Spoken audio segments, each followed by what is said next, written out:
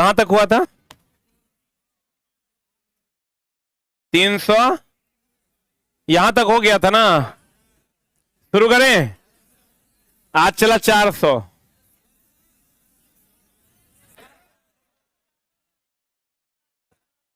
अगला पॉइंट है, गौर फरमाइएगा, कुछ कुछ पॉइंट है जो याद करने वाला है। पेरेनकाइमा भोजन का क्या करता है?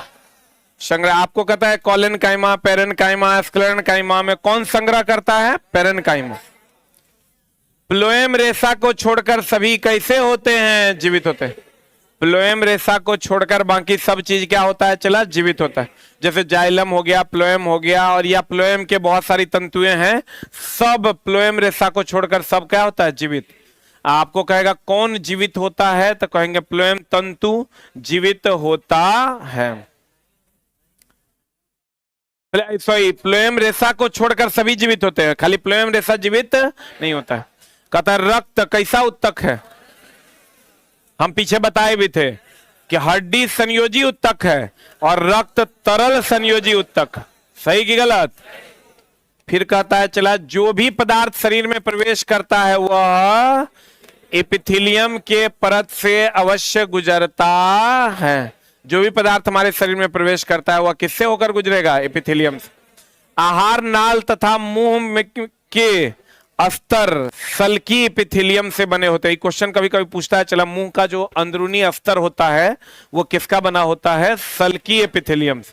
किसका बना होता है? यह तुरंत जो है तुरंत कोशिका विभाजन करता है। लिख लो, सल्की एपिथेलियम का बना होता है, तुरंत कोशिका विभाजन करता है। तुरंत कोशिका विभाजन करता है, इसलिए मुंह वगैरह में जब कटता है तो तुरंत जो है बन जाता है। देखिएगा, मुंह सुबह में छिलाएगा, भोरे उठिएगा तो मुंह जो है नॉर्मल बिहेव करेगा, क्योंकि आहार नाल और मुंह के अस्तर सल्की एपिथेलियम से बने होते हैं और ये तुरंत क्या होते हैं? ये तुरंत कोशिका विभाजन करते हैं। बता, जहां पचित भोजन का अवशोषण तथा स्राव होता है वहां का भीतरी स्तर स्तंभकार एपिथेलियम से बना होता है। यहां भी हम अभी क्या बोले थे? चला आहार नाल, आहार नाल का जो भीतरी स्तर है वो भी एपिथेलियम टिश्यू से बना होता है। तो वैसे ही चला कहते हैं जहां पचित भोजन का अवशोषण और स्राव होता है वहां से भीतरी स्तर स्तंभकार एपिथेलियम से बना होता है। प्लाज्मा, प्लाज्मा क्या करता है? सब चीज का वहन करता है। अपशिष्ट का वहन, कार्बन डाइऑक्साइड का वहन कौन करता है? प्लाज्मा। प्लाज्मा रक्त, गैस, शरीर के पचे हुए भोजन, हार्मोन और उत्सर्जी पदार्थों का संवहन या परिवहन करता है। संवहन और परिवहन एक के बात है, या संचरण। संवहन, परिवहन और संचरण एक ही बात है। प्लाज्मा क्या करता है? रक्त, गैस, शरीर के पचे हुए भोजन, हार्मोन और उत्सर्जी पदार्थों का क्या करता है? संवहन। एरियोलर संयोजी उत्तक अंगों के भीतर खाली स्थान को क्या करता है? भरता है। ये एरियोलर संयोजी उत्तक वह उत्तक है चला जो भीतरी अंग में कहीं भी गैप रहेगा तो उसको ये क्या कर देगा? भर देगा। अस्थाई उत्तक विभाज्योत्तक का ही एक प्रकार होता है जो विभाजन की क्षमता को क्या कर चुका होता है, उसी को हम लोग अस्थाई उत्तक। अस्थाई उत्तक वह उत्तक होता है जो बार बार विभाजन नहीं करता, उसे हम लोग अस्थाई उत्तक। मृदु उत्तक वह उत्तक होता है जो सबसे बाहरी सतह पर होता है। कौन सतह पर? कौन सतह पर? बाहरी सतह पर, जिसमें जान नहीं होता है। तने की परिधि हम पीछे भी बताए थे पार्श्व विभाज्योत्तक से। तना का जो परिधि जो मोटाता है वो किसके कारण? पार्श्व विभाज्योत्तक। वाहिनिकाओं में छिद्रिल कोशिका भित्ति, वाहिनिकाएं हैं चला जो खनिज लवण का संचरण करेगी, उसमें छिद्र होगा तो ले जा पाएगा? लीकेज हो जाएगा। वाहिनिकाओं में छिद्रिल कोशिका भित्ति नहीं होती। अब वाहिनिकाएं किस विधि द्वारा काम करती है? परासरण विधि द्वारा। कौन विधि द्वारा? लिख लो, वाहिनिकाएं किस विधि द्वारा कार्य करती है? परासरण विधि द्वारा।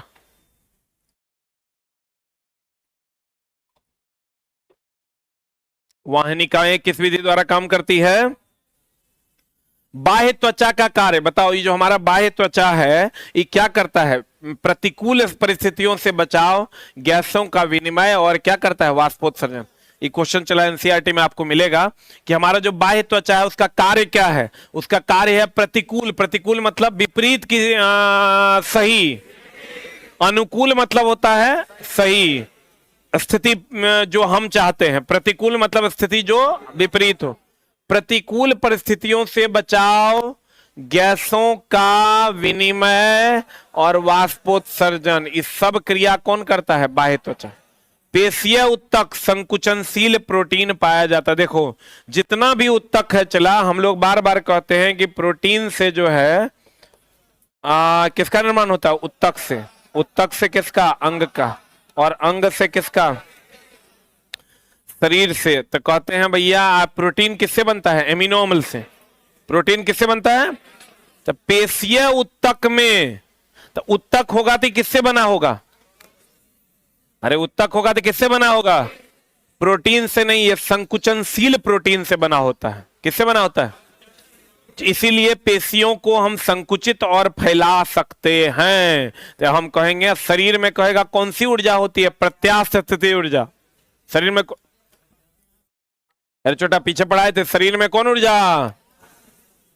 प्रत्यास्थता किसी पदार्थ का वह गुण है जिसके कारण वह अपने आकार को परिवर्तन करके पुनः उसी आकार में आ जाता है। अभी देखो हमारा जो पेट है, हम अंदर ले जाते हैं फिर बाहर आता है, तो ये स्थितिज ऊर्जा न है, और इसको हम लोग कहते हैं प्रत्यास्थ स्थिति ऊर्जा। आपको कहेगा शरीर में कौन ऊर्जा होता है? प्रत्यास्थ स्थितिज ऊर्जा। और अगर आपको कहेगा पेशीय उत्तक में कौन सा प्रोटीन होता है? संयोजनशील संकुचनशील प्रोटीन। और कहेगा बताइए उत्तक किसका बना होता है? प्रोटीन का। उत्तक समान आकार का कि अलग अलग आकार का? उत्तक होता है समान आकार का, ये भी एनसीईआरटी का क्वेश्चन है। और अंग होता है अलग अलग। अंग कैसा होता है? अलग अलग।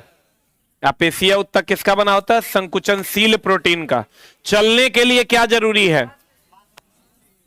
ना चलने के लिए जो जरूरी है, चलने के लिए दो चीजें जरूरी है।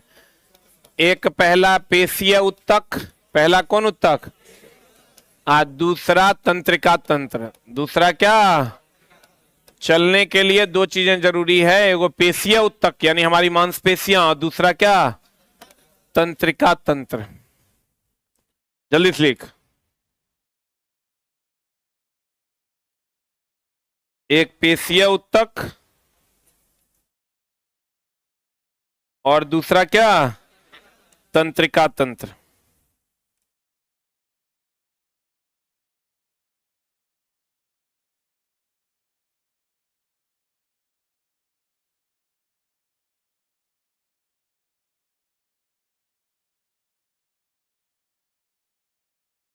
एक पेशीय उत्तक चला और दूसरा क्या? तंत्रिका तंत्र। ये चलने के लिए जरूरी है। पेशीय उत्तक में कौन प्रोटीन पाया जाता है? संकुचनशील प्रोटीन पाया जाता है। सहचर कोशिका में परिपक्वता के समय केंद्रक का क्या हो जाता है? लोप हो जाता है। आप बताओ मरुस्थलीय पौधे में जल ह्रास की दर की में कमी किस त्वचा से? क्यूटीन। क्वेश्चन तुमको पूछेगा कि मरुस्थलीय पौधों में जल का ह्रास कम होता है, क्यों? क्योंकि उसकी बाहरी परत पर क्यूटीन होता है। कौन होता है? क्यूटीन का काम है जल के ह्रास को क्या करना?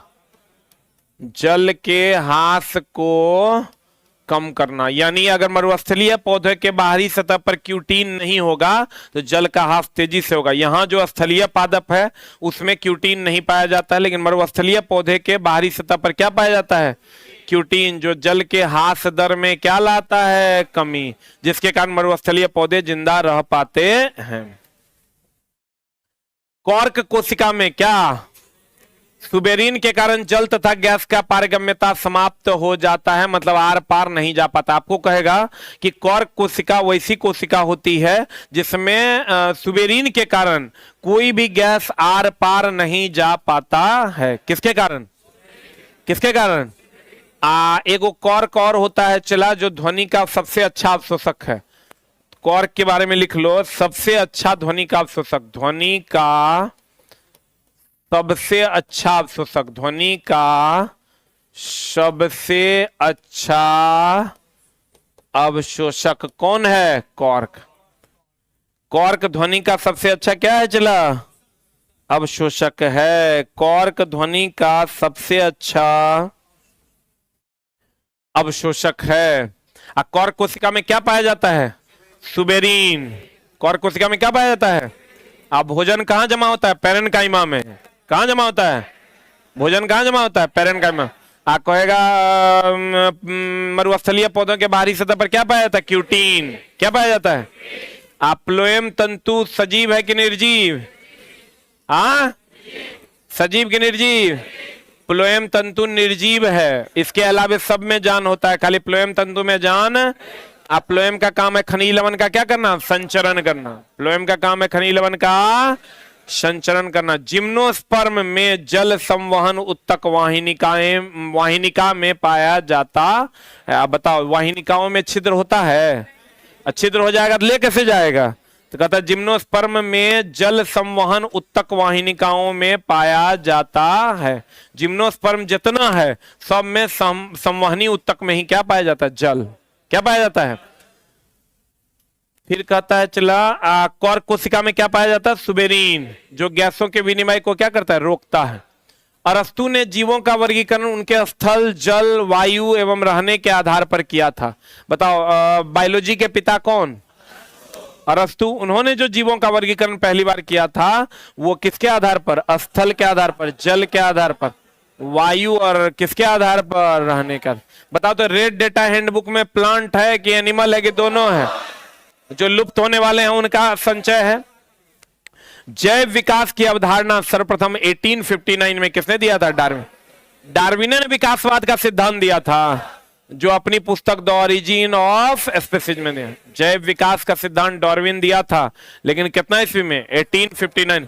चला, ईस्वी भी कुछ ही पूछता है जो एनसीईआरटी में दिया है, जो एनसीईआरटी में नहीं है वो सब ईस्वी पूछता नहीं है। तो कुछ इंपॉर्टेंट ईस्वी है, इसको जरूर याद रखिए। इस किताब का नाम क्या था? The origin of species. वर्गीकरण की आधारभूत इकाई क्या है? क्या है? कवक विषम पोषी यूकैरियोटिक है कि प्रोकैरियोटिक? यूकैरियोटिक। यूकैरियोटिक मतलब चला मैच्योर, विकसित। बोलो रे। हम जानते हैं कवक प्लस लाइकेन, कवक प्लस शैवाल बराबर बन जाता है क्या? लाइकेन। लाइकेन बनता है। आई लाइकेन को हम लोग प्रदूषण सूचक कहते हैं, क्योंकि ये कार्बन डाइऑक्साइड से क्या कर लेता है? अभिक्रिया कर लेता है। प्रदूषण सूचक कहते हैं। और यह कार्बन डाइऑक्साइड से क्या कर लेता है? चला, अभिक्रिया करता है। अब देखो, कवक जो होता है, जिसको तुम लोग वो कहते हैं चला मशरूम वगैरह, जो क्या है? कवक है। तो चला डेवलप्ड है कि अंडर डेवलप्ड है? डेवलप्ड है।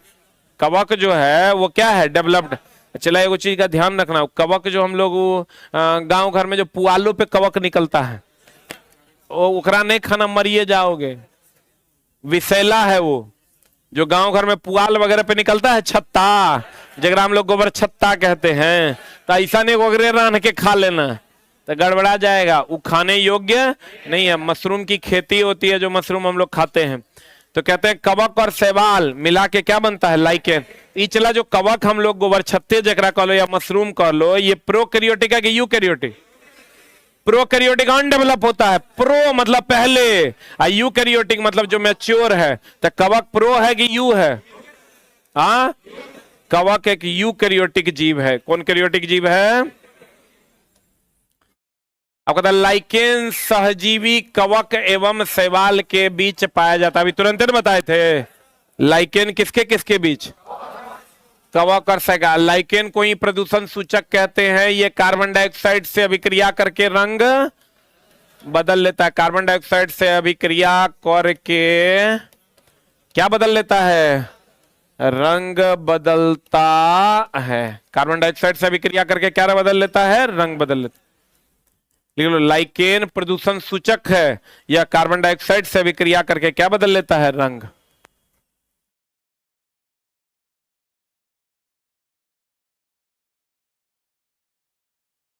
हो गया? लाइकेन क्या है? प्रदूषण सूचक। पोटेशियम डाइक्रोमेट क्या है? अल्कोहल सूचक। लिख लो ये भी, potassium dichromate, potassium dichromate, potassium dichromate ये अल्कोहल सूचक है। वो जो फुकवाता नहीं है, कभी फूके हो? अल्कोहल सूचक है ये। पोटेशियम डाइक्रोमेट क्या है चला? अल्कोहल सूचक। लाइकेन क्या है? प्रदूषण सूचक, क्योंकि पोटेशियम डाइक्रोमेट अल्कोहल से विक्रिया करके रंग बदल देता है, और लाइकेन कार्बन डाइऑक्साइड से विक्रिया करके क्या करता है? रंग बदलता है। ब्रायोफाइटा वर्ग के पौधे संवहन के लिए विशिष्ट उत्तक की आवश्यकता नहीं होती। ब्रायोफाइटा जितना भी है चला, उसमें संवहन के लिए अलग से कोई उत्तक नहीं होता है। ऑर्थोपोडा जंतु जगत का सबसे बड़ा संघ है, इसमें महाभिवियाई जितना चला ऑर्थोपोडा है, झिंगुर उंगुर जितना देख रहे हो, तितली उतली भेम जितना है, सब में हम लोगों में क्या है? बंद परिसंचरण तंत्र। लेकिन जितना ऑर्थोपोडा है उसमें क्या है? खुला परिसंचरण। ऑर्थोपोडा में रुधिर वाहिकाओं में जब खुला परिसंचरण तंत्र होगा तो खुले बहेगा, तो वाहिनिकाओं नस की जरूरत है नहीं, तो ऑर्थोपोडा में रुधिर वाहिनिकाओं में नहीं बहता है। मोलस्का जंतु जगत का दूसरा सबसे बड़ा संघ। अब पहला सबसे बड़ा ऑर्थोपोडा, पहला सबसे बड़ा क्या? ऑर्थोपोडा। इसमें खुला संवहन तंत्र तथा उत्सर्जन तंत्र पाया जाता है। किसमें? किसमें? मोलस्का में। मोलस्का में यही सब ना आ गया रे। इकाइनोडर्माटा समुद्री जीव है, जैसे अर्चिल, स्टारफिश। स्टारफिश के बारे में भी हम बताए थे कि अमाशय का भोजन बाहर निकालकर फिर से खाता है। उभयचर में बाह्य कंकाल नहीं पाया जाता है, उभयचर में बाह्य कंकाल नहीं, जैसे मेढक, सालमेंडर, टोड। अब मेढक का टेडपोल बढ़ने के लिए क्या चाहिए? आयोडीन की आवश्यकता होती है। उभयचर में बाह्य कंकाल तंत्र पाया जाता है क्या? नहीं पाया जाता है। इसमें सल्क भी, सल्क कहां पाया जाता है? मछली में। कहां? मछलियों में सल्क पाया जाता है। इकाइनोडर्माटा में चलने के लिए नलपाद, यही है नलपाद, इसी को हम नलपाद कहते हैं, इसी के द्वारा ये चलता है। अब बताओ केचुआ में चलने के लिए सूक पाया जाता है। केचुआ के चलने के लिए क्या पाया जाता है? सूक पाया जाता है। इकाइनोडर्माटा के चलने के लिए नलपाद होता है। सेलेंट्रेटा में वास्तविक अंग नहीं पा, कोई भी अंग इसका वास्तविक नहीं होता है। अब चला कहता है गति की परिभाषा और गति का नियम, ये भी चला बड़ा डाउटेबल बात है, बढ़िया से देख लो। गति की परिभाषा और गति का नियम। एक गति का नियम दिया था किसने? न्यूटन ने। किसने दिया था? लेकिन वही अगर कह देगा गति का परिभाषा किसने दिया? गति का परिभाषा किसने दिया? किसने दिया रे? गैलीलियो ने। गति का नियम क्या है? गति का समीकरण किसने दिया? गति का समीकरण, गति का समीकरण हो गया v बराबर u प्लस ए टी। ये भी किसने दिया था? गैलीलियो ने। किसने दिया था? गैलीलियो ने। किसने दिया था? गैलीलियो ने। एक जगह लिख लो चला।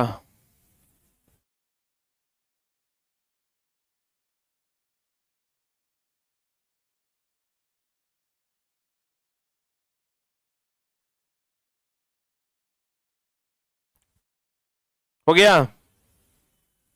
देख लो चला। गति का नियम किसने दिया था? न्यूटन ने।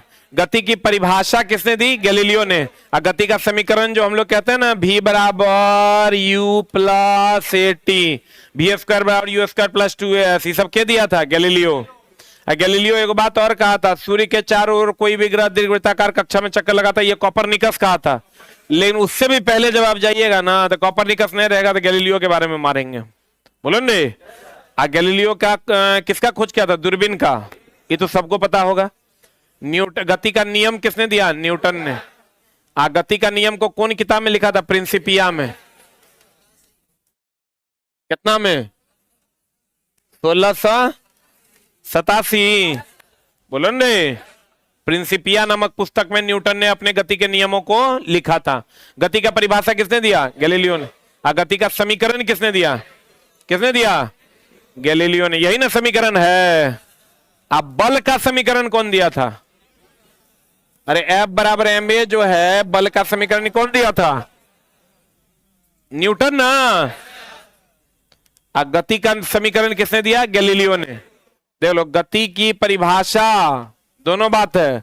गति की परिभाषा तथा समीकरण किसने दिया? गैलीलियो ने, ई लाइन जब चला किताब में चढ़ेगा ना तो किताब में आ जाएगा जान, बच्चा इधर उधर हिलेगा नहीं। यार देखो दूसरा लाइन भी लिख दिया है यहाँ, गति का नियम किसने दिया? न्यूटन ने। यहाँ देखो दोनों लाइन एक साथ है, यहाँ हम जैसे तुमको लिख के दिए हैं कि गति की परिभाषा और समीकरण दोनों किसने दिया? गैलीलियो ने। गति का नियम किसने दिया? न्यूटन। गति की परिभाषा और समीकरण किसने दिया? किसने? गैलीलियो ने। गति का नियम किसने दिया? न्यूटन। सही है। अनंत तल पर कोई पिंड उतनी ही ऊंचाई तक जाता है जितनी ऊंचाई से छोड़ा गया।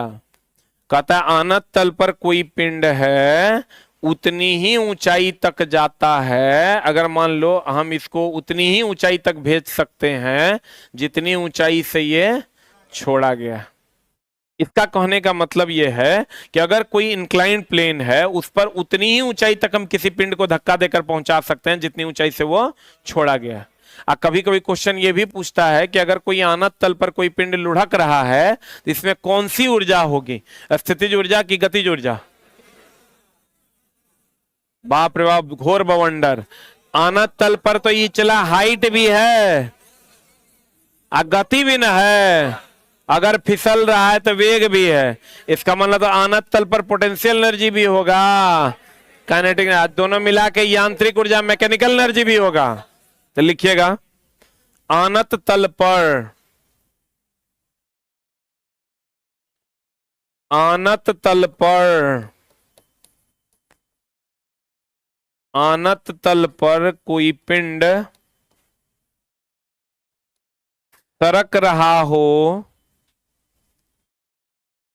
सरक रहा हो तो उसमें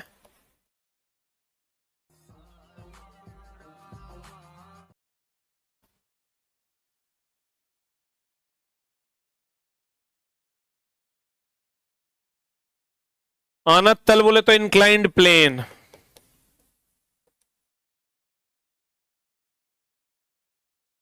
अनंत तल बोले तो कौन प्लेन? Inclined plane.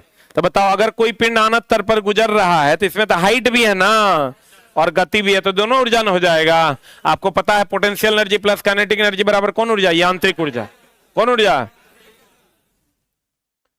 गोली की गति को बदलने के लिए देखो चला, ये हमेशा ध्यान रखिएगा, हम बोले थे आपको कि बल दो प्रकार का, कौन कौन? एगो संतुलित बल, एगो असंतुलित बल। तो इसको हम लोग दो टाइप से समझ सकते हैं। संतुलित बल की अगर बात करोगे तो संतुलित बल 5 न्यूटन का बल इधर, 5 न्यूटन का बल इधर, तो संतुलित बल। असंतुलित बल की अगर बात करोगे तो 10 न्यूटन का बल इधर, 5 न्यूटन का बल इधर, यह असंतुलित बल है। लेकिन यहां झोल है चला, संतुलित और असंतुलित को थोड़ा अलग नजरिए से भी आपको देखना होगा। अगर मान लीजिए यहाँ कोई पिंड है, इस पर आप 5 न्यूटन का बल अभी लगा रहे हैं, कुछ देर के बाद भी आप इस पर 5 न्यूटन का बल लगा रहे हैं, यह भी संतुलित बल है। और अगर किसी वस्तु पर अभी आप 5 न्यूटन का बल लगा रहे हैं, 5 न्यूटन का बल लगा रहे हैं, कुछ देर के बाद आप इस पर 10 न्यूटन का बल लगा रहे हैं, तो यह असंतुलित बल है। बुझा रहा है? अगर के एक तो दोनों तरफ 5-5 न्यूटन का बल लगेगा, ये भी संतुलित बल, इधर 10 इधर 5, ये असंतुलित बल। अगर अभी 5 लग रहा है, कुछ देर के बाद 10 लगने लगा, असंतुलित बल। और हमेशा 5 न्यूटन का बल लग रहा है, ये भी संतुलित बल। बोल समझ में आ रहा है? एक स्टेप आगे जाके अगर हम देखते हैं तो कहते हैं गोली की गति को बदलने के लिए, बताओ गति को अगर बदलना है,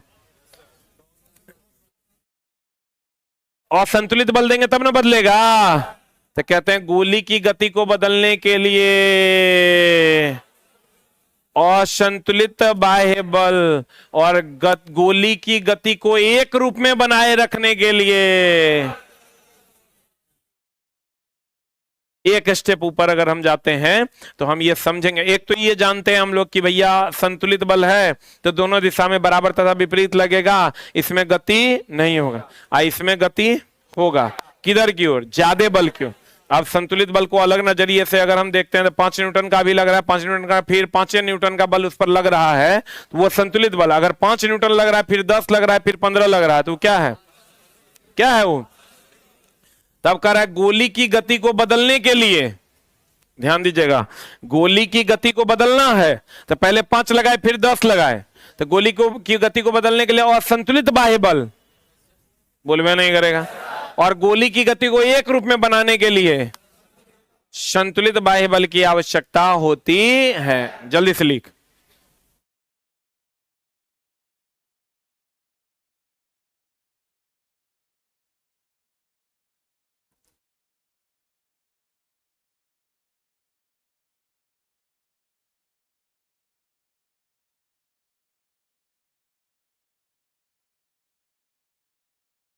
वो कहता है सर होली का ऑफर दे दीजिए बिहार इलेक्ट्रिसिटी बैच में। कोई ऑफर चला कभी नहीं आएगा।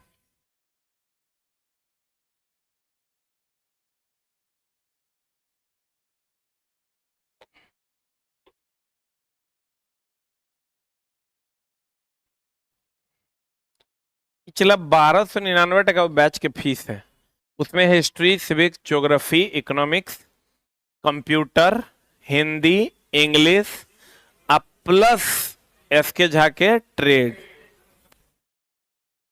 न्यूमेरिकल अलग से, क्वेश्चन डिस्कशन अलग से, इस सब मिला के 1299 ले रहे हैं। बहुत ज्यादा है तो है, हमार फीस इतने रहेगा। जगरा जे करना है, लेना है लो, ना भाग यहां से। अरे चला बताओ, चला तो कैसे होगा? हिस्ट्री, सिविक, ज्योग्राफी, इकोनॉमिक्स वो चलेगा 20 एग्जाम तक।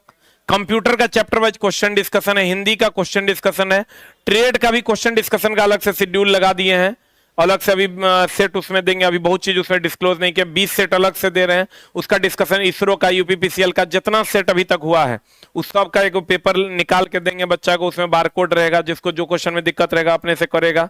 उसके बाद जो जो टॉपिक का क्वेश्चन पूछा है उसका 10-10 क्वेश्चन अलग से करवाएंगे, एक प्रीवियस ईयर उसके उससे रिलेटेड 5 को क्वेश्चन। बहुत सारा काम उसमें चल रहा है, करेंगे तो पैसा दोगे तो कर देंगे, नहीं दोगे तो नहीं करेंगे, तो ठगेंगे तो रहा, और ठगेंगे तो फिर चला वैकेंसी फिर मिलेगा नहीं। तो तुम सोच रहे हो 500 टका में नौकरी हो जाए, वो सब नहीं होगा। चला तब दूसर जगह कोर्स ले लो। हम कहाँ कर रहे हैं, हम रेस ले, हम तो चला कभी प्रचारों नहीं कर रहे हैं, कोई प्रचार नहीं, चुपचाप आना है, पढ़ा देंगे, जगह ठीक लगेगा वो हमसे जुड़ जाएगा। बहुत लोग जुड़ रहा है, जिसको नहीं मन कर रहा नहीं जुड़ रहा है, इसमें क्या दिक्कत है? हम तो कभी इसमें आए हैं कोर्स लेकर के, अभी तो लाइव रहता है ना, चला 10,000 लाइव रहता था, हम चाहेंगे तो हम कोर्स लॉन्च करेंगे, देखो देखो आ गया, बीच में फंसा देंगे, ऐसा कुछ बोल रहे हैं हम? जगह लेना है लो, नहीं लेना है मत लो। इसमें हम तो कहते हैं हमरा से कोर्स एकदम नहीं लो, ना हमरा से पढ़ो, हम बढ़िया पढ़ाएंगे तो तेरी मजबूरी मैं हूं। आज से 5 साल पहले भी कोई हमसे पढ़ा होगा तो यही लाइन लिखते थे, बोर्ड पर चला बैच लिखते थे, एक दिन से दोबारा नहीं लिखते थे। लिखते क्या थे? आज से कोई 5 साल पहले भी पढ़ा होगा, वो ही मेरा रोल देखा होगा। ऐसा नहीं कि आज ये हो गया कल वो हो गया। 2016 में चला, 8 बजे क्लास लगता था ना, 16, 17, 18 में, तो लड़का 4 बजे भोरे से लाइन में लग जाता था। इसमें भी कोई बच्चा जरूर होगा जो 8 बजे वाला साइंस शनिवार वाला जो है 4 बजे भोर में लाइन लगा होगा, कोई ना कोई होबे करेगा।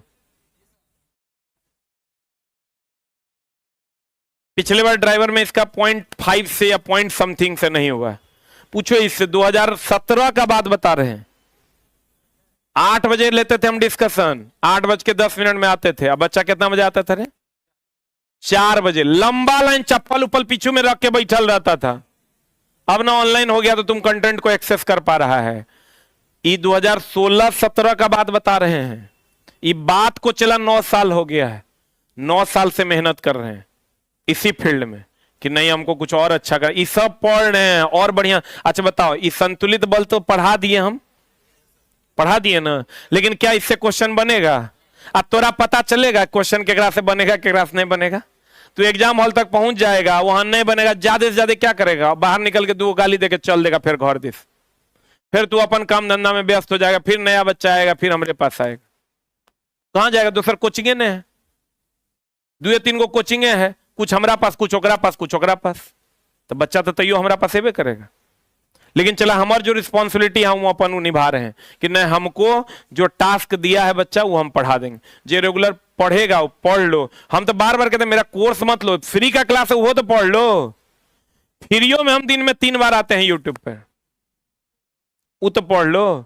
6:15 में आते हैं, अभी 8:20 में भी आते हैं, 9:20 में भी डेली आते हैं। हम तोरा ये बता देते हैं जो बच्चा मेरा कोर्स नहीं भी लेगा ना, ओकरा कम से कम 200 घंटा हम साइंस पढ़ा देंगे अभी से एग्जाम तक, अलग अलग, सिर्फ यूट्यूब पर, एकदम बिल्कुल फ्री। तो आप आज क्या पढ़ाएंगे वो समझ लो। वो पढ़ाएंगे जो तोरा नहीं आता है या जकरा में तोरा दिक्कत है। एक बाद के शेड्यूल आ रहा है, मोल कॉन्सेप्ट का कंप्लीट एक दिन न्यूमेरिकल डिस्कस करवाएंगे, एक दिन लाइट चैप्टर का पूरा न्यूमेरिकल आवर्धन क्षमता का डिस्कशन है, एक दिन वही चलेगा, बाकी 2 दिन तक वो कुछ नहीं चलेगा, खाली आवर्धन क्षमता का न्यूमेरिकल चलेगा। जहां बच्चा को दिक्कत है m बराबर -v/u, m बराबर v/u, मोल कॉन्सेप्ट में जो कहते हैं 1 मोल में इतना, 2 मोल में कितना, इसलिए 3 मोल में कितना, वो क्वेश्चन करवा देंगे। हम तो ये क्वेश्चन नहीं करवाएंगे यूरेनियम 92-235 में बताओ न्यूट्रॉन की संख्या कितनी, ये तो अपने कर लेगा। सर्किट का जितना क्वेश्चन है वो करवा देंगे। उसके बाद तुम आ जाओ इधर, लाइट हो गया, करंट हो गया, हीट का जो टफ न्यूमेरिकल है वो सब करवा देंगे, सब करवा देंगे। मेरे से तुम चला पढ़ो, कोर्स लो मेरा, नहीं लो मेरा, जो दायित्व है वो हम निभा देंगे। और अभी से एग्जाम तक गिन लेना, 200 घंटा अप्रॉक्स के जा यूट्यूब पे चढ़ के फ्री में पढ़ाएगा। कोई माइका लाल अगर इतना देर तोरा पढ़ा देगा तो थैंक यू जाके बोल लो, एक लाइन के बाद।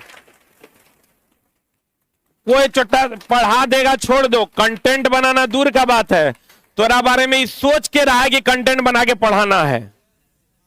हमारा बताओ कई गो मास्टर तोरा सामने आता है और कहेगा कि रे बाबू है टफ है, हम तोरा पढ़ा देंगे। सब मास्टर को बोलो रिक्वेस्ट करोगे आके यूट्यूब पे पढ़ाओ 5-10 घंटा 20 घंटा, कोई नहीं पढ़ाएगा। कोर्स बेचा गया घर, एलपी का कोर्स बिक गया, अब नहीं बिकेगा, 2-4 दिन और बिकेगा। लेकिन तोरा एलपी का अंतिम एग्जाम जो होगा हम तैयार तक पढ़ाएंगे और पढ़ा देंगे। चला एकदम तुम निश्चिंत रहो, सब टफ टॉपिक, जहां जहां तोरा लगता है कि सब टफ टॉपिक है उस सब में टिक मार लो, 5 बार पढ़ाएंगे अभी से एग्जाम तक। नहीं पढ़ाएंगे तब ना कह रहे हैं चला तो पढ़ाएंगे। अब बहुत जल्द हम तुम्हारे लिए मोल कॉन्सेप्ट का न्यूमेरिकल का एक स्पेशल क्लास लेकर आ रहे हैं जिसमें सिर्फ मोल कॉन्सेप्ट होगा।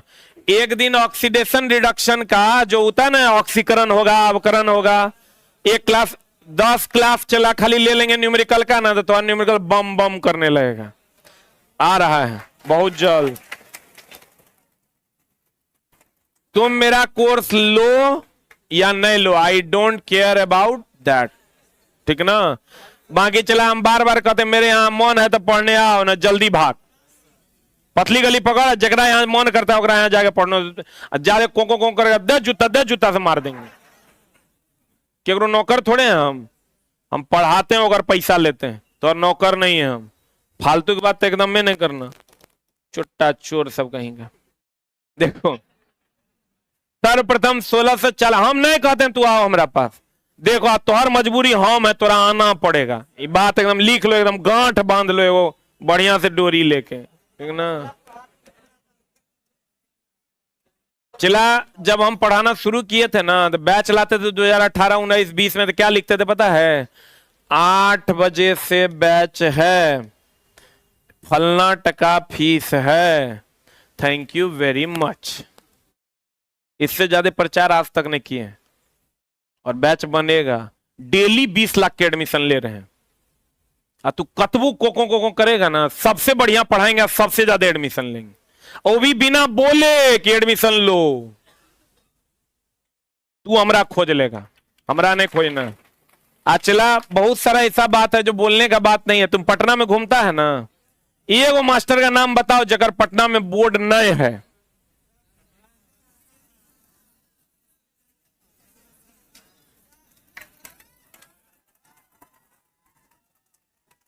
पूरे पटना में इकलौता इसके जाए जो आज तक बोर्ड नहीं टांगा, जब तक जिंदा रहेगा नहीं टांगेगा।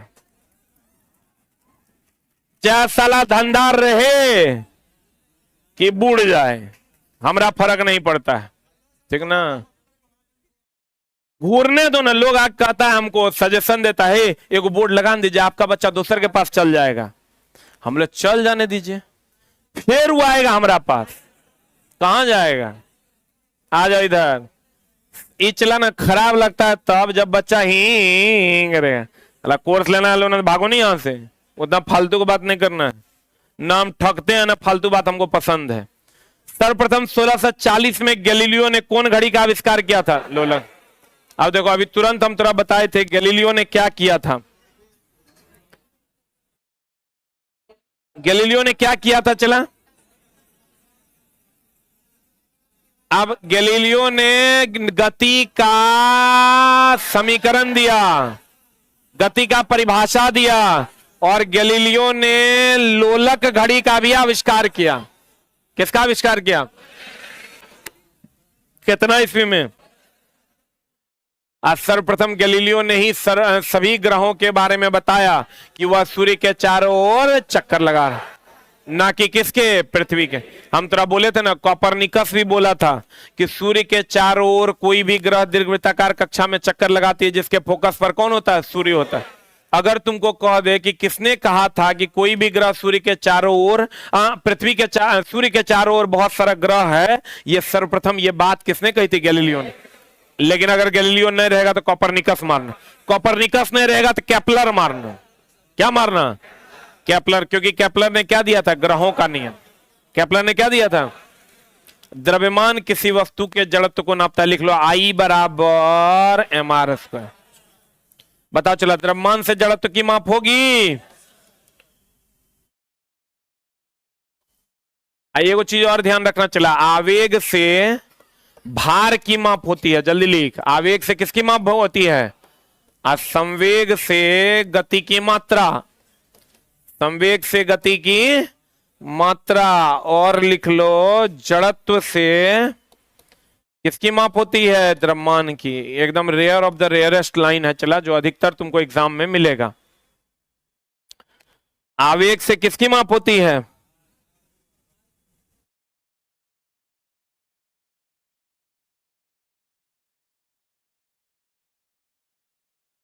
हो गया?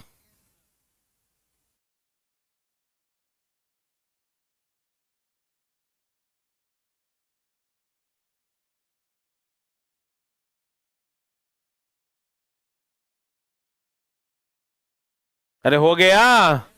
आवेग किसकी माप देगा? भार का। और संवेग गति की मात्रा का। जड़त्व किसका? द्रव्यमान का।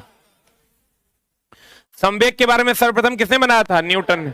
अब देखो, चला, हम लोग अभी तक क्या पढ़े हैं कि बल का समीकरण पहली बार किसने दिया था? न्यूटन ने। किसने दिया था? न्यूटन ने। लेकिन संवेग के बारे में भी पहली बार किसने बताया था? न्यूटन। अच्छा, ये क्वेश्चन है, संवेग, सब लोग आंसर कीजिएगा। गति का कौन सा नियम, कौन सा नियम संवेग संरक्षण से, पहले लिखने तो दो, संवेग संरक्षण से संबंधित है? एक ऑप्शन है पहला, दूसरा ऑप्शन है दूसरा, तीसरा ऑप्शन है जड़त्व, चौथा ऑप्शन है नॉन ऑफ दीज। क्या होगा बताओ ऑनलाइन वालों, आंसर क्या होगा? What is the answer?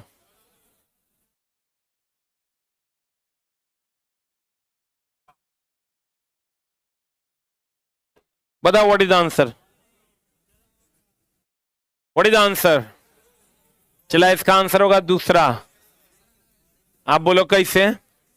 ये लिख लो, संवेग संरक्षण के सिद्धांत के द्वारा,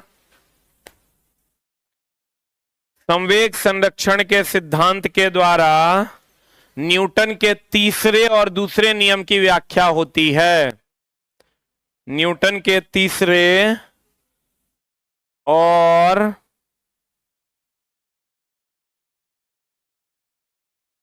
संवेग संरक्षण के सिद्धांत के द्वारा न्यूटन के तीसरे और दूसरे नियम की व्याख्या होती है। तीसरे और दूसरे नियम की व्याख्या होती है। दोनों ऑप्शन में रहेगा तीसरा नियम मारना, और तीसरा नहीं रहेगा तो क्या मारना? दूसरा। तीसरा नहीं रहेगा तो क्या मारना? दूसरा। संवेग के बारे में सर्वप्रथम किसने बताया था? न्यूटन। किसने बताया था? संवेग के बारे में सर्वप्रथम किसने बताया था? न्यूटन ने। और संवेग गति की मात्रा को बताता है। किसको बताता है? रेखीय संवेग रेखीय गति की मात्रा को, कोणीय संवेग कोणीय गति की मात्रा को। अब बता चला, ये वो चीज हमेशा ध्यान रखना कि दो बातें हैं। अगर वेग विस्थापन, हमको ये बताइए चला कि जितना ज्यादा समय बढ़ेगा विस्थापन बढ़ेगा कि घटेगा, क्या होगा? अगर हम कांस्टेंट वेग से जाते हैं 2 मीटर पर सेकंड, इसमें चला बड़ा झोल है, 2 मीटर पर सेकंड, 2 मीटर पर सेकंड, इस समान वेग है कि असमान वेग है? तो समान वेग से अगर हम जाते हैं तो जैसे जैसे समय का मान बढ़ता जाएगा विस्थापन बढ़ेगा कि घटेगा? मान लो हमें वो गाड़ी चला रहे हैं 2 मीटर पर सेकंड के वेग से, किससे चला रहे हैं? किससे चला रहे हैं? 2 मीटर पर सेकंड के वेग से चल रहे हैं। और अगर हम एक समान वेग रख रहे हैं 2 मीटर पर सेकंड, तो जैसे जैसे हमारा समय बढ़ेगा विस्थापन बढ़ेगा ना। तो विस्थापन अगर समय के समानुपाती है तो इसका मतलब वेग जो होगा वो नियत होगा। वेग क्या होगा चला? नियत हो। ध्यान देना, अगर विस्थापन, एगो फॉर्मूला तुम पढ़ा होगा दोस्त मेरे, S बराबर UT plus half AT square, पढ़ा है रे दोस्त मेरे। U का मान अगर 0 ले लेते हैं, किसका मान 0 लेते हैं? U का मान 0, तो पूरा टर्म 0, इसको हम लिख सकते हैं S बराबर half AT square. Half constant है, और अगर हम त्वरण को भी कांस्टेंट मान लेते हैं, त्वरण को अगर नियत मान लेते हैं, त्वरण को क्या मान लेते हैं, तो क्या हो जाएगा बताए? S समानुपाती T स्क्वायर होगा। बोलो हाँ, S समानुपाती क्या हो जाएगा? T square. तो A नियत हो जाएगा, ये A नियत हो जाएगा, हाफ नियत है ये, तो कांस्टेंट नियत हटाइएगा तो समानुपाती आएगा, तो S समानुपाती क्या हो जाएगा? T square. ये चला देखो कितना गुड़ है ये कि विस्थापन जो है, विस्थापन समानुपाती हो जाएगा T स्क्वायर के, जब कौन नियत रहेगा? क्या नियत रहेगा? त्वरण नियत रहेगा। एक मिनट होल्ड डाउन। हमने कहा त्वरण नियत रहेगा, मतलब चला एकर वेग देखो कैसे रहेगा। एकर वेग तो ऐसा हो गया, एकर वेग होगा पहले 2 मीटर पर सेकंड, फिर होगा 4 मीटर पर सेकंड, फिर होगा कितना? 6 मीटर पर सेकंड, और फिर होगा कितना? 8 मीटर पर सेकंड। बोलो हाँ। तो 2 मीटर पर सेकंड, 4 मीटर पर सेकंड, 6 मीटर पर सेकंड, 8 मीटर पर सेकंड। यहां भी 4 में से 2 गया, यहां भी 6 में से 4 गया, यहां भी 8 में से 6 गया, तो सब जगह मान लो समय का मान 1। समय का मान कितना? तो बताओ ये एक समान त्वरण है कि नहीं है? एक समान त्वरण अगर होगा तो यहाँ 2 से 4, 4 से 6, 6 से 8, तो बताओ एक समान समय में एक समान विस्थापन होगा कि समय जितना ज्यादा बढ़ेगा विस्थापन उतना ज्यादा बढ़ेगा? क्योंकि वेग भी तो बढ़ रहा है। अब उतना चक चुक तुरा नहीं देखना है, तो सीधा ध्यान में रखो तुम कि भैया मेरे, अगर विस्थापन समय के समानुपाती होगा जब क्या नियत रहेगा? वेग। और विस्थापन समय के वर्ग का समानुपाती होगा जब क्या नियत रहेगा? त्वरण। लेकिन जब एग्जाम हॉल में क्वेश्चन आता है तो बच्चा कुछ ना कुछ मार के चल आता है, मामला गड़बड़ा देता है। जल्दी लिख।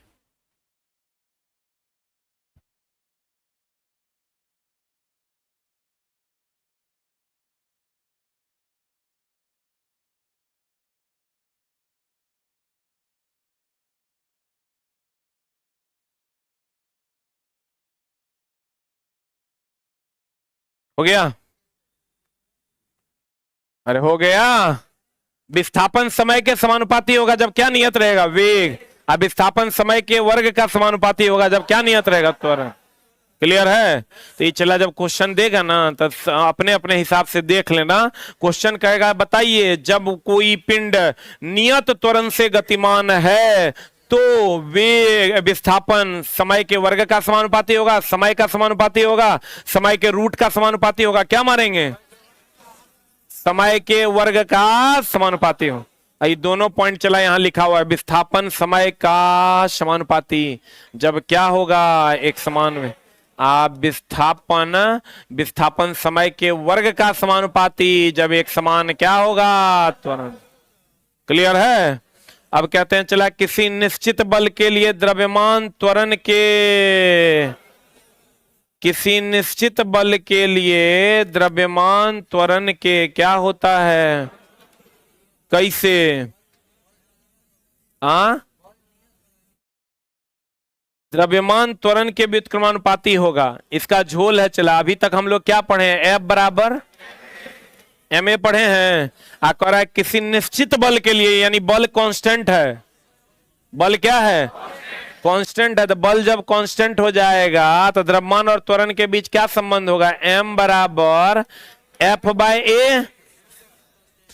एम ये नियत है, कह रहा है निश्चित बल है यानी नियत है ना, तो नियत हटा देंगे तो कांस्टेंट आ जाएगा, तो व्युत्क्रमानुपाती हो जाएगा। ये चला, ये रसगुल्ला है, रसगुल्ला। हम लोग खाली क्या पढ़े हैं? बल जो है वो त्वरण के समानुपाती होगा। बल जो है वो त्वरण के क्या होगा? क्यों होगा समानुपाती, ये जानते हो क्यों? क्योंकि चला बल जो है त्वरण के समानुपाती होगा जब द्रव्यमान नियत रहेगा, जब m क्या रहेगा? नियत। कल चला एगो बड़ा बढ़िया क्वेश्चन था, वो क्वेश्चन पर हम लोग 1 घंटा 40 मिनट तक बहस किए, तो सामने वाला को हम भी समझा पाए, सामने वाला भी समझ पाया। मतलब कल मेरा 12 से 1 कंप्लीट बर्बाद हो गया उस क्वेश्चन पे। अब बोलो क्या क्वेश्चन था? ये क्वेश्चन था जब किसी भी मशीन की दक्षता महत्तम होगी, हम लोग पढ़ते हैं ना कॉपर लॉस आयरन लॉस के बराबर होगा, पढ़ते हैं ना। आयो क्वेश्चन ये है कि मशीन की दक्षता महत्तम होगी, तुम्हारे लिए भी इंपॉर्टेंट है। क्वेश्चन था मशीन की दक्षता महत्तम कब होगी? एक ऑप्शन था जब आयरन क्षति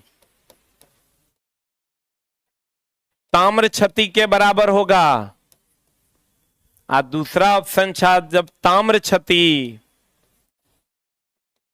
आयरन क्षति के बराबर होगा। लड़का कहेगा एकरा में अंतर कुछ ही है गुरुजी, एकरा में क्या अंतर है? बताओ क्या होगा आंसर? 90% मास्टरों गड़बड़ा देगा। कोई ए कोई बी कोई सी, कुछ ना कुछ तू मारिए लेगा। दो वही है, तू मार लो ए, बगल वाला को लो बी। लेकिन चलाई ऐसे में तो काम चलेगा नहीं। एगो बात बताओ, आए अब ध्यान देना, ताम्र क्षति जो है, कौन क्षति चला? कौन क्षति? ताम्र क्षति क्या? ताम्र क्षति की अगर हम बात करें, कौन क्षति की बात करें? चला ताम्र क्षति की अगर हम बात करें, कौन क्षति की बात करें? ताम्र क्षति बदलता है लोड के साथ, करंट देते हैं तो बदलता है। बदलता है मतलब ये वेरिएबल है। और लोह क्षति जो होता है ये अस्थिर होता है। अस्थिर होता है मतलब ये नियत होता है।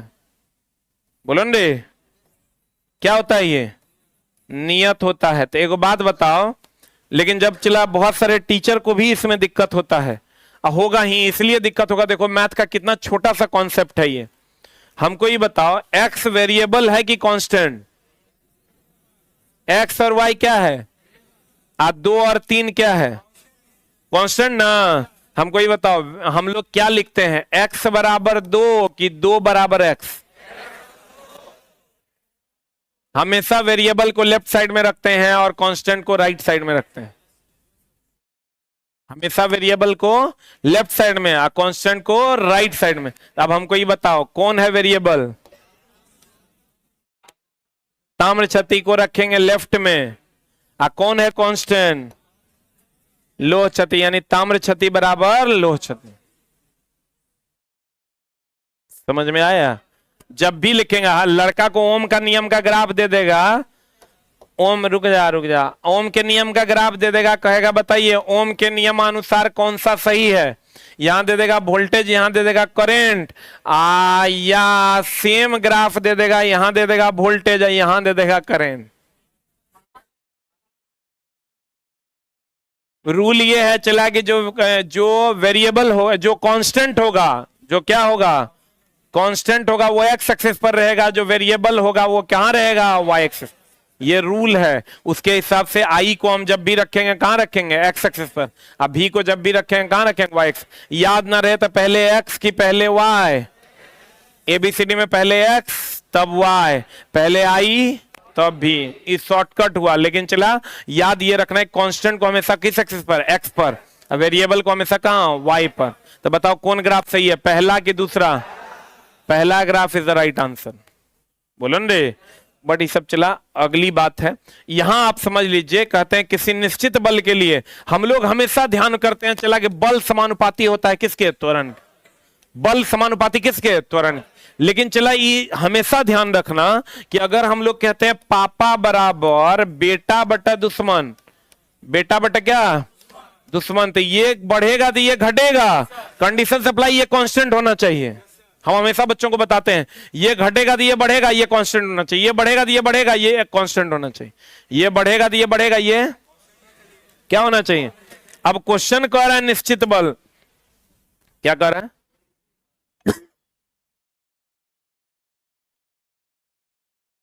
क्वेश्चन क्या कह रहा है? चला कह रहा है किसी निश्चित बल के लिए, यानी बल का मान नियत हो गया, बोले मैं नहीं करेगा, तो F बराबर क्या होता है? M A. बोलो हाँ। M बराबर हो जाएगा F बाय ए। बोलो हाँ। यहां से ये चूंकि F कांस्टेंट है तो M व्युत्क्रमानुपाती 1/a हो जाएगा, बोले मैं नहीं करेगा। ये क्वेश्चन चला बड़ा बढ़िया पूछता है, P बराबर होता है M इंटू भी, बोले मैं नहीं करेगा। तो आपको कहेगा बताइए संवेग और वेग का अनुपात किसके बराबर होता है? द्रव्यमान के। संवेग और वेग का अनुपात किसके बराबर? याद दे देगा, संवेग और द्रव्यमान का अनुपात किसके बराबर? वेग के। बुझा रहा है? तो वैसे ही अगर दे दिया तुमको बल और त्वरण का अनुपात द्रव्यमान के बराबर, बोले मैं नहीं करेगा। बुझा रहा है? और अगर बल का मान निश्चित है, इसका मतलब द्रव्यमान त्वरण के क्या है? व्युत्क्रमानुपात। किसी निश्चित बल के लिए द्रव्यमान त्वरण के क्या है? व्युत्क्रमानुपाती है। क्लियर है? मकर ध्वज किसके रूप में चला? मकर ध्वज के रूप में हम लोग किसको जानते हैं? HGS को। खाली HG का अगर बात करेगा, खाली HG का, इसको क्या कहते हैं? पारा। इसी को कहते हैं पारद। इसी को कहते हैं हाइड्रारजिरम। हाइड्रारजिरम। इसी को कहते हैं क्विक सिल्वर। क्या कहते हैं चला इसको? कौन सिल्वर? Quick silver. और कौन धातु? द्रव धातु। चला पूरे पीरियोडिक टेबल में दुए गो तत्व है जो द्रव अवस्था में है, एगो पारा, एगो ब्रोमीन। चला नाम है, कुछ खास नहीं है। मकर ध्वज जो है ये क्या है? नाम है। अब बताओ, कोयला को कहते हैं द्रव सोना, और किसको कहते हैं? पेट्रोल को। पेट्रोल को कि पेट्रोलियम को? पेट्रोलियम और कोयला को क्या कहते हैं? द्रव सोना। सफेद सोना किसको कहते हैं? प्लेटिनम को। सही है ना? बोलो।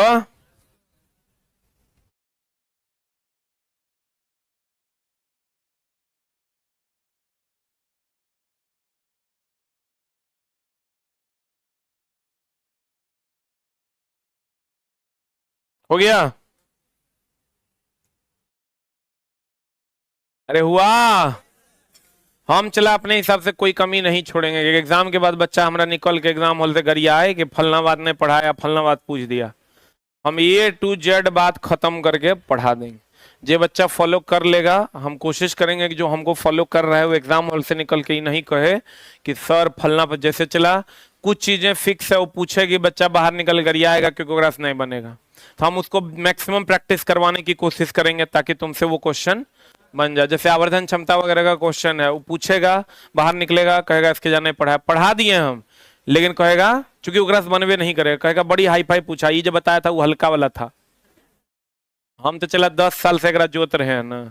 जैसे बच्चा को तो हम पढ़ा के भेज देंगे, ओकरा से वहां नहीं बनेगा, क्योंकि वहां तब बनेगा जब मैक्सिमम प्रैक्टिस करेगा, तभी बनेगा ना। चला यूट्यूब पर वीडियो देके इंजन थोड़े खोल के ठीक कर लेगा तुम, उसके लिए तुमको अपने से इंजन 2-4 बार खोल के टाइट करना होगा। तो हम तुमको जो पढ़ाएंगे तो मैक्सिमम क्वेश्चन हम पहले से PDF अवेलेबल करवा देंगे, उसका कंप्लीट करवा देंगे हम हर वो टॉपिक जिसको तुम निकल के हमको गरियाएगा। ठीक ना? तू कुछ नहीं करेगा, बाहर निकलेगा, पट पट पट पट पट पट पट पट चलाएगा। तो हम कहेगा अरे ये बड़ी बोलता था, ये वो क्वेश्चन ने लड़ा, तामा कसम एको को छोड़ेंगे तब ना तू हमरा कहेगा। हम छोड़बे नहीं करेंगे, एक ही बात को 5 बार पढ़ा देंगे ताकि बच्चा एग्जाम हॉल से हमारे सब्जेक्ट में हमरा नहीं करिया, बाकी जगह करिया ना हो अपना करिया, हम अपना कर्म करके खत्म करेंगे। तुम नहीं पढ़ेगा तोरा ये तब बाहर निकल गई कहेगा ना, हे सर तो पढ़ाए थे हम ही नहीं पढ़। अब चला बताओ, ये वो कॉन्सेप्ट पे बहुत सारे प्रश्न हो सकते हैं। अभी ये क्वेश्चन था बड़ा बढ़िया, एफ बराबर फॉर्मूला था GM1M2/R²। लड़का आया हमसे एकदम कह रहा है कि कैसे, तो कहीं आपके किताबों में नहीं है। आज जब ना इन्हें क्वेश्चन कुछ और था, क्वेश्चन कुछ और था, क्वेश्चन कुछ और था, क्वेश्चन ये नहीं था, क्वेश्चन कुछ और था। क्वेश्चन ये था कि एकांक द्रव्यमान और एकांक त्रिज्या वाले एकांक द्रव्यमान का पिंड अगर एकांक दूरी पर स्थित है तो बताइए लगने वाला गुरुत्वाकर्षण बल का परिमाण क्या होगा। अब कहोगे क्वेश्चन आज तरीके क्या हो गया, एकांक द्रव्यमान ये क्वेश्चन है किताब में भी, एकांक द्रव्यमान मतलब ये दोनों एक एक, एकांक दूरी मतलब ये एक, तो ये भी एक, ये भी एक, ये भी एक, तो ये के बराबर हो जाएगा। यही क्वेश्चन था। अब वो लैंग्वेज को पकड़ नहीं पाया बेचारा, बना नहीं उससे, लेकिन कोई बात नहीं, बच्चा है उससे नहीं बनेगा, ये कोई बड़ा बात नहीं है। सोने की शुद्धता को मापने के लिए आर्किमिडीज का नियम। अब चला, हमेशा हम कहते हैं कि तैरने डूबने का जो सिद्धांत है किसने दिया, आर्किमिडीज। सोना शुद्ध है कि नहीं है, अब कैसे पता लगाइएगा। सोना को चला अपेक्षिक घनत्व के द्वारा हम पता लगाते हैं कि सोने की शुद्धता सही है कि नहीं। अब घनत्व जब ये हो गया वो आर्किमिडीज का सिद्धांत है। किसका सिद्धांत है कि लिख लो, सोने की शुद्धता का पता अपेक्षिक घनत्व से चलता है। सोने की शुद्धता का पता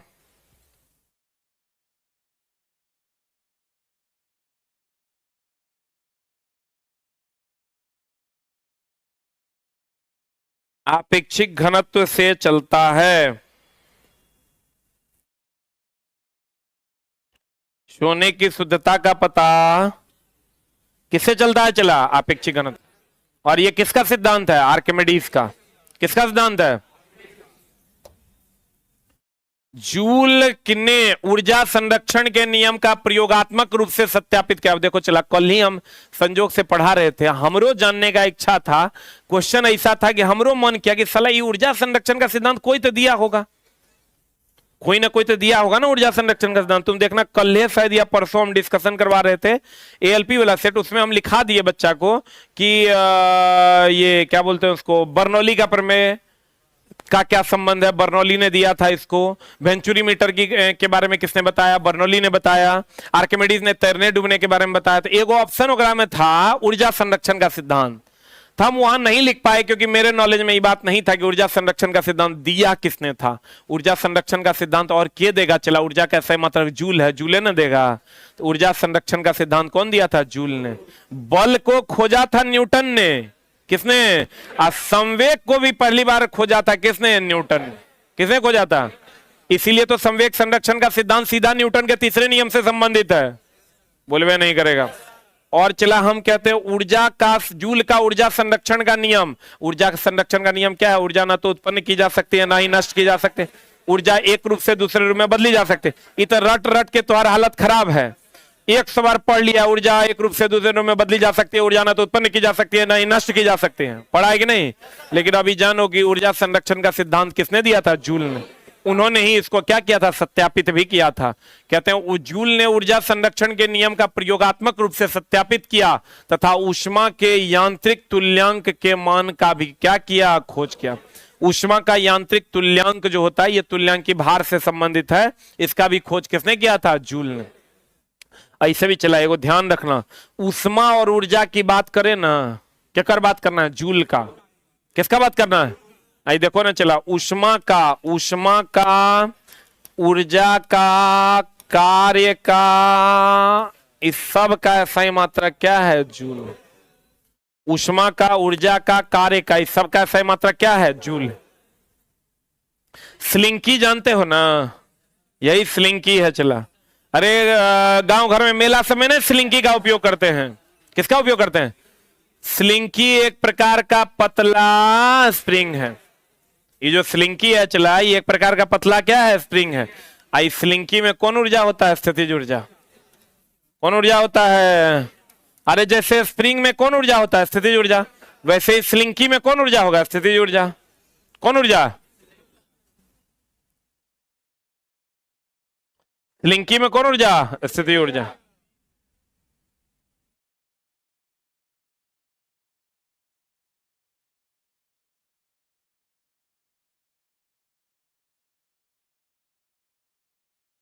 हो गया।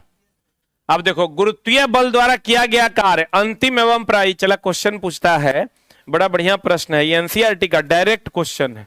एनसीईआरटी एग्जाम्पलर आप खोलिएगा, आपको डायरेक्ट ये क्वेश्चन सुनाई देगा। अब ध्यान से समझने की चेष्टा कीजिएगा। कहते हैं पोटेंशियल एनर्जी बराबर mg, इसी को चला गुरुत्वाकर्षण के द्वारा किया गया कार्य भी कहते हैं। गुरुत्वाकर्षण के द्वारा किया गया कार्य, किसके द्वारा किया गया कार्य? गुरुत्वाकर्षण के द्वारा किया गया कार्य। अब देखना, ये जो h है ना चला, ये h अगर नॉर्मल भाषा में कहें तो ये क्या है? h अगर नॉर्मल भाषा में कहें तो ये क्या है? ऊंचाई। लेकिन चला एक मिनट होल्ड ऑन, जैसे हम यहां पर लेके आए, ये 10 मीटर की ऊंचाई पर है, यहां से हम यहां उठाए तो हाइट नीचे से ऊपर नहीं, इतना हाइट हुआ। तो इतना हाइट हुआ मतलब अंतिम ऊंचाई। अब प्रारंभिक ऊंचाई का अंतर करेंगे तब नहीं आएगा। ये क्वेश्चन देखा है एनसीईआरटी में? नहीं देखा? देख लेना, एनसीईआरटी एग्जाम्पलर में क्वेश्चन है कि गुरुत्वाकर्षण के द्वारा किया गया कार्य किस पर निर्भर करता है? द्रव्यमान पर, फलना पर, चिलना पर, किस पर निर्भर करता है? अंतिम ऊंचाई। पहले प्रारंभिक ऊंचाई मान लो इस वस्तु का यहां है, मान लो प्रारंभिक ऊंचाई यहां है 10 मीटर की ऊंचाई पर, यहां से हम लेके चल गए 12 मीटर की ऊंचाई पर, तो रियल में कितना मीटर गया? 2 मीटर, यानी 12 -10, तब नहीं निकलेगा। तो यानी ये जो ऊंचाई है चला, ये अंतिम ऊंचाई, अंतिम ऊंचाई या माइनस और प्रारंभिक ऊंचाई का अंतर है, और प्रारंभिक ऊंचाई का अंतर है। या यूं कहें कि ऊंचाई में अंतर है या ऊंचाई में परिवर्तन है। Very good, the right word is, ऊंचाई में क्या है चला? परिवर्तन है। ऊंचाई में क्या है? परिवर्तन है।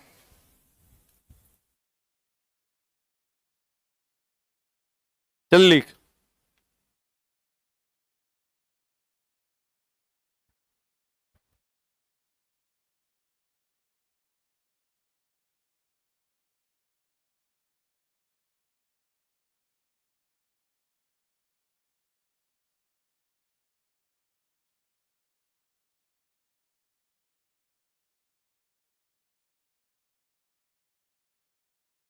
लिख लिया? एच क्या है चला? सामान्य शब्द में कहे तो क्या है? ऊंचाई है। और अगर सही शब्दों में लेकर चलें तो अंतिम ऊंचाई और प्रारंभिक ऊंचाई का क्या है? अंतर। एनसीईआरटी का क्वेश्चन है। अब चला हम भी अपने किताब पर लिख पाएंगे कि इस किताब को पढ़ने के बाद एनसीईआरटी के सभी प्रश्न बन जाएंगे, क्योंकि अब एक भी प्रश्न चला बचेगा नहीं। बढ़े? आई तो जानता होगा चला, गुरुत्वाकर्षण के विरोध में किया गया कार्य ऋणात्मक की धनात्मक? सपोर्ट में धनात्मक। ऐसे भी चला सपोर्ट में यानी नीचे के ऊपर, कोई पिंड अगर ऊपर से नीचे आ रहा है कार्य धनात्मक और नीचे से ऊपर जा रहा है ऋणात्मक। इस पर ढेरी क्वेश्चन फंस जाएगा। तो -98 जूल 98 जूल करके ढेरी क्वेश्चन है, बनाइएगा तो पता चलेगा। हो गया? अरे हुआ। ऊपर जाएगा ऋणात्मक, नीचे आएगा प्लस, नीचे आएगा तो गुरुत्वाकर्षण के सपोर्ट में ना आएगा। कौन बीच में बोलता है रे? आई सब ई जान के बोलता है, बीच में को कर देता है। अब देखो, गुरुत्वीय बल द्वारा किया गया कार्य अंतिम एवं प्रारंभिक ऊंचाई के अंतर पर निर्भर करेगा, या ऊंचाई में परिवर्तन कहेंगे तो वो क्या बात ना है, 10 पर था 12 पर ले गए तो ऊंचाई में परिवर्तन कितना का हुआ, 2 का। ऊंचाई में अंतर कहो या ऊंचाई में परिवर्तन को। ध्वनि तरंग कंपन द्वारा उत्पन्न होता है जो एक प्रकार का, इसीलिए ध्वनि तरंग को यांत्रिक तरंग भी कहते हैं। तरंग 2 प्रकार का होता है, एक होता है यांत्रिक तरंग और एक होता है अयांत्रिक तरंग। अयांत्रिक तरंग जकरा में कंपन ना हो, कंपन ना हो, क्या ना हो चला, जकरा में कंपन ना हो। एक एग्जाम्पल बता, अरे प्रकाश रे, आ विद्युत चुंबकीय तरंग। यांत्रिक तरंग क्या होता है, यांत्रिक तरंग जकरा में क्या हो, क्या हो रे, कंपन हो। एक एग्जाम्पल क्या हो जाएगा, एक के गो है, ये है कौन तरंग, ध्वनि तरंग। ध्वनि तरंग को ही हम प्रत्यास्थ तरंग कहते हैं। ध्वनि तरंग ही संपीड़न और विरलन के कारण आगे बढ़ता है। ध्वनि तरंग ही दाब तरंग है। ध्वनि तरंग दाब तरंग है लेकिन दाब पर निर्भर नहीं करता। चलिए लिख,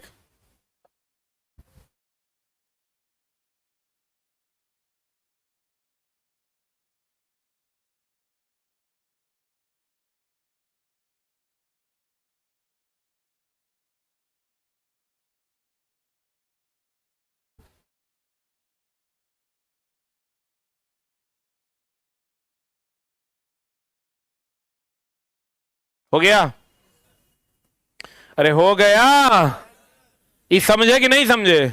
इसका मतलब हम कर सकते हैं ध्वनि तरंग कंपन द्वारा। ध्वनि तरंग किसके द्वारा, ध्वनि तरंग किसके द्वारा है, यहां से अगर इसको पकड़ोगे तो ध्वनि तरंग जो है वो कंपन द्वारा कौन तरंग है, यही लाइन में लिखल है रे।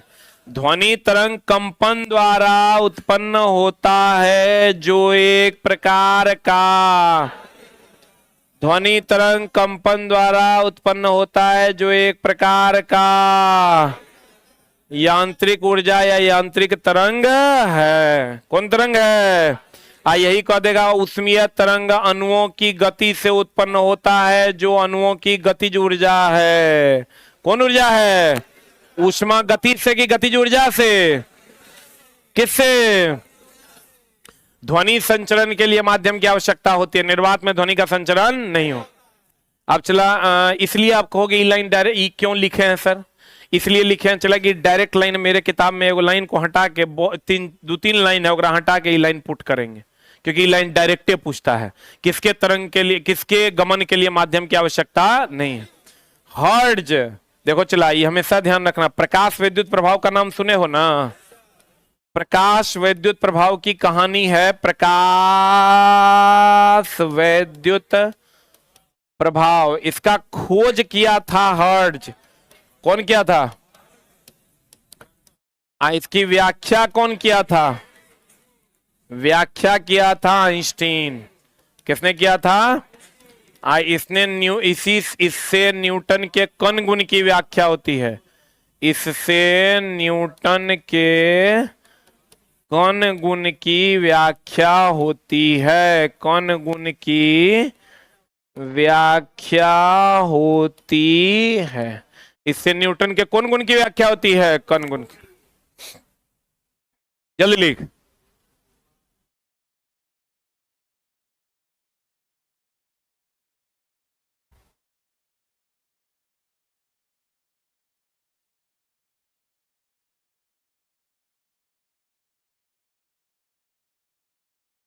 हो गया। प्रकाश विद्युत प्रभाव की खोज कौन किया था, हर्ट्ज। किसने किया था, व्याख्या किसने किया, आइंस्टीन। और इससे न्यूटन के कौन गुण की व्याख्या होती है, कण गुण की। इससे न्यूटन के कौन गुण की व्याख्या होती है, कण गुण की। हो गया,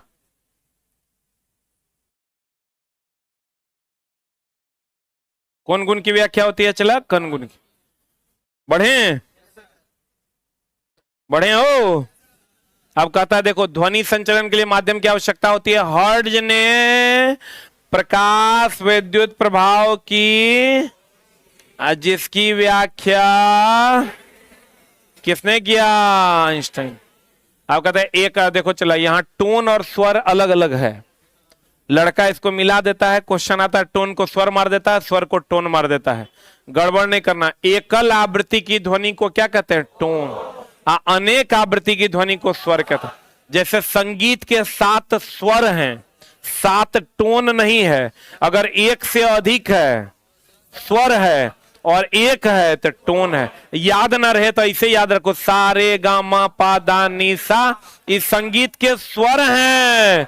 संगीत 7 स्वरों से मिलकर बना हुआ है। इसका मतलब स्वर में एक की अनेक, नोट में टोन में टोन। जैसे सा एक टोन है, रे एक टोन है, गा एक टोन है। बोलो न रे, सा रे गा मा, ये टोन है, लेकिन सब मिला के क्या है? स्वर है। तो क्या कहते हैं? गौर फरमाइएगा। एकल आवृत्ति को क्या कहते हैं? एकल आवृत्ति की ध्वनि को क्या कहते हैं? टोन। अनेक आवृत्ति की ध्वनि को क्या कहते हैं? स्वर। अनेक आवृत्ति की ध्वनि को क्या कहते हैं? क्या कहते हैं? स्वर। आई जो हम लोग लिखते हैं सा रे गा मा पा धा नी, नी इतने में 7 हो गए। 1 2 3 4 5 6 7। बोलो न रे। एकरा इधर से इधर आने पर आवृत्ति बढ़ता है। आवृत्ति क्या होता है? चला बढ़ता है। लिख जल्दी। हाँ कोई बात नहीं, इधर देखो न, गया वो बोरा में। इधर इधर देख, लाइन वाइन कटा होगा। बारिश हुई है, रहा है क्या? पावर ऑफ हो गया। कोई बात नहीं, इधर देखो न। चला दिक्कत होता है तो यूट्यूब खोल लो। लिख लिया? कभी कभी नहीं चला, भर दिन पढ़ाते हैं, एक बार कोई उल्टा बोल देता है, इतना ना गुस्सा आ जाता है कि मन करता है गर्दन उतार दे। प्यार से मांगोगे जान दे देंगे, लेकिन ई जो कहोगे कि धमका के दे देंगे तुरा, हम तुरा पे हंस लेंगे, हम ये सब नहीं कर पाओगे कभी नहीं। वो अगला जन्म लेना पड़ेगा एक और, क्योंकि हम चला खुद के लिए मेहनत करते हैं। और तब जब कोई चू चा करता है ना, मन करता है छोटा, अपना तो कुछ किया नहीं जीवन में, जो मेहनत करता है तू क्या करता है? ओकरा पे खाली बैठ के हंसेगा। अभी तो और अपना करने का समय है, 2 महीना में उखाड़ पाता है कुछ तो उखाड़ के दिखाओ, तो हमारा पास आना। आज वो लड़का एगो लड़की आई, दोनों शादी किया 4 दिन पहले 2000। सुन लो, लोग गलत को भी सही कैसे कर लेता है अपने बुद्धि विचार से। वो लड़की बिहार इलेक्ट्रिसिटी में जॉब करती है, 2018-19 बैच की, हमारी स्टूडेंट नहीं है। वो बेचारी सरकारी स्कूल कॉलेज में कर रही थी और वहीं से मेहनत करके किसी तरह वो निकाल ली। कट ऑफ कम गया था तो उनका हो गया। हो जाने के बाद इंटर में ही वो लड़का और लड़की आपस में प्रेम करना शुरू किए। फिर उसके बाद उसके मम्मी पापा नहीं थे, तो वो लड़की जो है 6000 रुपया महीना दे के यहाँ पढ़वाना शुरू की, पटना में रहना वो शुरू किया। और ये जो 2023 वाला जो वैकेंसी था उसमें वो रेलवे ज्वाइन कर लिया। और 4 दिन पहले जो है वो शादी किया है। 4 दिन, दोनों इंटरकास्ट मैरिज था, 4 दिन पहले दोनों शादी किया। देखो 3 साल तक वो लड़की जो है उसको पैसा दी और बेचारा पढ़ा, क्योंकि उसके मम्मी पापा नहीं थे। और तब 4 दिन 5 दिन पहले वो लोग शादी की। ऐसी भी प्रेम कहानियां। वो लड़का आके बोला आज हमको कि सर मेरा 2023 में ही आईडी कार्ड बन गया था, लेकिन हम आज तक पहने नहीं। सोचे आपको पहले पहनाएंगे तब खुद पहनेंगे। आज वो लेके आया, हमको पहनाया और तब वो खुद पहना। मतलब चला लोग जिस दिन बोला पहला लड्डू बटा था आपके कोचिंग के उद्घाटन का, उस दिन से लेके और जिस दिन रिजल्ट आया उस दिन तक सर रेगुलर क्लास कर रहे थे। तो मेरे दोस्त जो लेने वाले नौकरी हैं ना, वो अलग कैटेगरी के हैं, वो बहुत बिहेवियर और वेल मैनर्ड हैं, उनको बहुत सारी चीजों से बहुत फर्क नहीं पड़ता। नहीं तो फालतू की चीजें तो 100 है जगह कोई माई बाप नहीं। देखो चला, टोन और स्वर समझा। सा एक टोन है, सा एक क्या है? सारे गामा पादा नीसा स्वर है। तब न कहते हैं संगीत के 7 स्वर हैं। तो अगर कहेगा एकल आवृत्ति की ध्वनि को क्या कहते हैं? टोन। और कहेगा अनेक आवृत्ति की ध्वनि को स्वर। एकल आवृत्ति की ध्वनि को, एकल आवृत्ति की ध्वनि को, अनेक आवृत्ति की ध्वनि को। टोन और स्वर समझा? टोन क्या? स्वर। अब कहते हैं चला, किसी एकांक क्षेत्रफल पर 1 सेकंड में गुजरने वाली ऊर्जा को ध्वनि की तीव्रता कहते हैं। 1 सेकंड में एकांक क्षेत्रफल से जो ध्वनि गुजरेगा उसी को ध्वनि की क्या कहते हैं? तीव्रता। आइए हमेशा ध्यान रखिएगा, ध्वनि की तीव्रता जो है आई समानुपाती होता है ए स्क्वायर के। याद रखिएगा, आई जो है वो ध्वनि की तीव्रता है। आई क्या है चला? ध्वनि की क्या है चला? तीव्रता। और ए क्या है? आयाम। ध्वनि की तीव्रता आयाम पर निर्भर करता है रे। अब कैसे करता है? आई समानुपाती क्या होता है? ए स्क्वायर। आई समानुपाती ए स्क्वायर।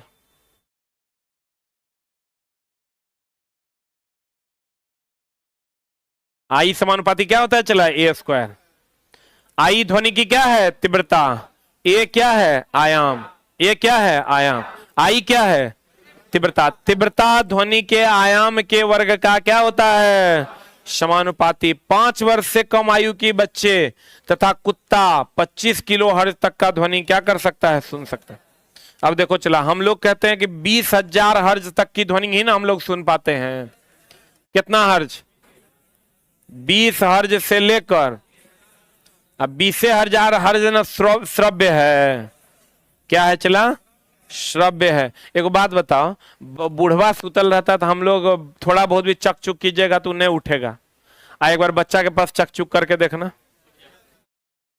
कभी ऐसा किसी के मुंह से सुना है, हे बूढ़वा सुतल है, कुछ बोलो? उस सुतल है सुनाइए नहीं देता है। आज देखना सब कहता है हे हे हे।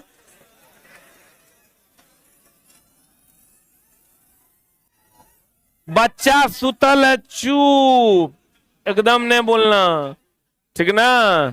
क्योंकि कौम ध्वनि को भी क्या करता है? सुन लेता है। कटकाबिल बच्चा रहेगा तो ऐसे मारेगा। 5 वर्ष से कम आयु का बच्चा, ये कितना हर्ट्ज तक? 25 किलो हर्ट्ज तक की ध्वनि सुन सकता है। ये कम भी सुनेगा और ज्यादा भी सुनेगा। कितना? आइए बताओ, 20,000 हर्ट्ज को हम लोग 20 किलो हर्ट्ज लिख सकते हैं। यही ना मनुष्य के लिए श्रव्य ध्वनि है। यह मनुष्य के लिए कौन ध्वनि है? श्रव्य। चूहा, चमगादड़ पराध्वनि उत्पन्न कर सकता है एवं सुन भी सकता है, और डॉल्फिन भी, और ये शिकार भी करता है इसी से। बोलो न रे। पराध्वनि का उपयोग, पराध्वनि मतलब अल्ट्रासाउंड, मतलब 20,000 हर्ट्ज से ज्यादा का उपयोग धातु के ब्लॉक के दरारों का तथा अन्य दोष का पता लगाने के लिए किया जाता है। कोई भी अगर मेटल सीट है चला, अगर उसमें दरार आ गया है ना तो उसको हम अल्ट्रासाउंड से पता कर लेते हैं। बोलो कैसे? बोलो ना कैसे? एवं काम करना चला, टूटलहा लोहा जगरा में चिरखा लगल होगा ओकरा उठा के पटकना, और नॉर्मल लोहा को उठा के पटकना। देखना टूटलहा लोहा झर्र से मारेगा, अब बढ़िया वाला लोहा ठन से मारता है। एक मतलब ध्वनि का कंपन दोनों का क्या होता है? अलग अलग। तो जब आप अल्ट्रासाउंड गुजारे हुए, अल्ट्रासाउंड 20,000 हर्ट्ज से अधिक है, अभी तुरंत पढ़ाई थे, ध्वनि एक प्रकार का क्या है? कंपन है। ध्वनि एक प्रकार का कंपन। जब 20,000 हर्ट्ज से ज्यादा गुजारोगे तो झर्र मारेगा, ठन मारेगा। इसीलिए तो कहते हैं अल्ट्रासाउंड यानी पराश्रव्य ध्वनि के द्वारा दरारों का पता लगाया जाता। तो कहते हैं पराध्वनि का उपयोग धातु के ब्लॉक में दरारों का पता और अन्य दोष को का पता लगाने के लिए किया जाता है। बोलो हाँ, बोलो हाँ। ये क्वेश्चन है चला,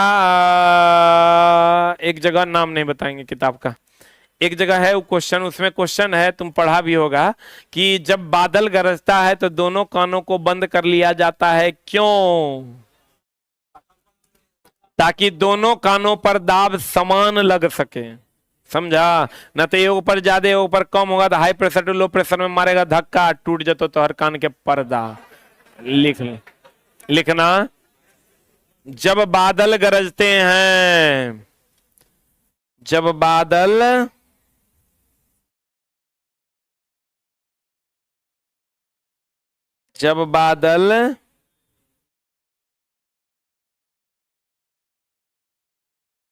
एक लड़का देखो की लिखता है, कौन कौन दोस्त है जो गुरुजी से शादी करना चाहता है? एगो फिर तब ओकरा रिप्लाई भी एगो लड़की दे रही है, शादी हो चुका है सर का। मतलब देख रहा है ना, चला हम कितना मेहनत करके कौन कौन बात खोज खोज के पढ़ा रहे हैं। मतलब हमारा मथा में 100 बात चल रहा है कि कौन बात कहां है। आई क्वेश्चन 365 नंबर क्वेश्चन है, चला नाम ने बताएंगे फूसेंट का, ठीक ना।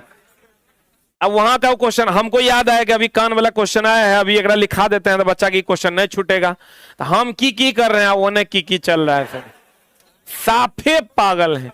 हेरे चोटा पौड़ लिखना, क्या लिखा, जब बादल गरजते हैं तो दोनों कानों के पर्दों को, दोनों कान को बंद कर लिया जाता है, दोनों कान को बंद कर लिया जाता है, जिससे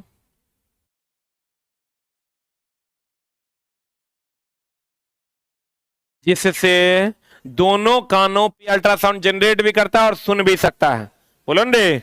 और छोटका बच्चा कुकुर 25,000 हर्ट्ज तक की ध्वनि सुन सकता है। आप पराध्वनि का उपयोग करके धातुओं के में दरार का पता लगाते हैं।